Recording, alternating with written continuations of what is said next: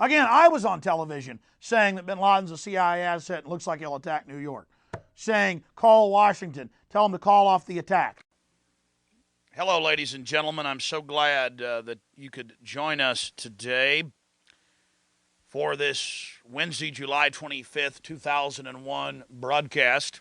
Tyranny is enveloping the globe, and the United States is a shining jewel the globalists want to bring down, and they will use terrorism as the pretext to get it done. So that's coming up in the second half of the show. Very important information. I'm going to put the call out that you call the White House and tell them, look, we've seen the news stories that you've wanted to blow things up, that you have blown things up, and that you're saying that 4 million of us are going to die and we need martial law and the Associated Press at one of your little drills you had, and that we're aware of who the terrorists are if you pull this. This can stop this Hitlerian Reichstag event. I want to put the toll-free number up for Congress. And I won't want you to believe Alex Jones. I want you to go get these news stories off my website. I want you to call these major newspapers. I want you to find out these statements were true by the White House about preparing for martial law.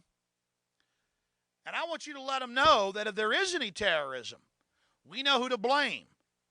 The point is, if any terrorism comes, it's from this government. And if there was an outside threat like a bin Laden, who was a known CIA asset in the 80s, running the Mujahideen war, and whose family builds all the military bases over in Saudi Arabia right now, and sits on the board of Iridium Satellite, he's the boogeyman they need in this Orwellian phony system. I want the White House numbers up there now.